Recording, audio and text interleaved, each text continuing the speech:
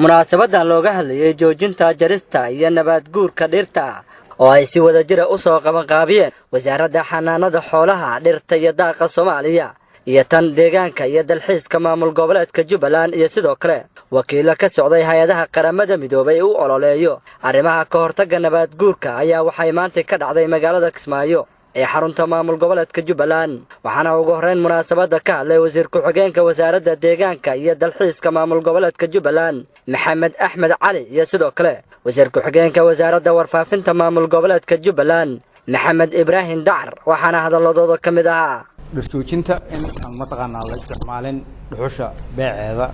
ama dadku aysan dhirta jarin oo aan la gubin kulley markii laga qodbeeyo baad ogaan doontaan wixii jira idinka la rabaa marka dadka wax loo qabanayo idinka inaad ku baraarugtaan waxa jira aad iyo aad baan u soo dhaweynaynaa ku talagalsan in shacabka Soomaaliyeed wax u qabtaan ay mataqaanaa kala dagaalamaan dhibaatooyinka jira oo dhexdooda ah aad iyo aad baad u mahadsantihiin in yar baan rabaa marka inaan idin yara taabto oo ah geedkan la jaraya asagu macnaha waa geed Ilaahay horta beeray oo nafba ku jirto laakiin waxaad moodaa inaan naf ka raadinayno oo maartay aan isleena aad ku noolaataan maalinka aad geedka jarto geedka qaruun dhan baa ku nool quraanjadii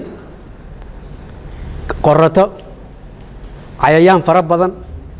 ayaa horta geedka hooyi u ah oo maartay dulsaan shimbirihi oo buulashi kule geedkii waa la imaan hoos baa laga jari maxaa ku nool lama dhahay cuqubadii ka dhacday marka maxaa la dhihi jiray intaasoo quruun oo ku nool meelay aad garan la ood barakicisay yaa mas'uulka ah ugu dambeyn wasiirka xanaanada xoolaha dhirta iyo daaqa dawladda federaalka ee Soomaaliya Saciid Xuseen Ciid oo goobta ka hadlay ayaa sheegay in barnaamijka looga hadlayo ka hortagga jarista iyo nabaad guurka dhirta uu ka dhacay meelo badan oo kamid ah maamulada ka jira dalka sida Koonfur Galbeed, Puntland, Galmudug, caasimadda Soomaaliya iyo waliba maamul goboleedka Jubbaland oo maanta looga hadlayo arrimahaasi dadka dhuxusha ka shaqeysta ama dadka ka dambeeya waxa in la dhoofiyo dad baahi u geysama waa dad lacag raadinaya intooda badan dibadaha joogan dalka ma joogaan dadka jaray waa laga yaabaa in ay duruuf ay la gashay laakiin dadka ka dambeeya waa dad ganacsi ka sameynaya dhuxusha dhibka nagu ana waa dhuxusha la dhoofiyo dhuxusha dhulka gudihiisa wadanka gudihiisa lagu isticmaalo ma badnaba farqiga u dhaxeeya waa arkaysa 3-4 jibaar mid la dhoofiyo baa ka badan cunaa dhulkiina waa qarfe geel ugu badnaan adduunka ku nool muxuu waxaan cunaa bay leeyihiin dad su'aashu badan la weydiinayo geela maxaa cunsiisaan muxuu cunaa maartay waxa saas kala haddaan marka xoolahan dhulka daaq loo helin haddaan dhir la helin xooluhuna waa baaba'ayaan hadda abaarta timaadaba way dhamaynaysaa laana wax kayda looma hayo haws looma beerin qaabka xoolaha loo dhaqanayana waa qaabka iska socda ahaayo xooluhu waa iska meelablaha roob ka daay nagu yaac aan ku yaacno meelabluhu ka daay hal lagu yaaco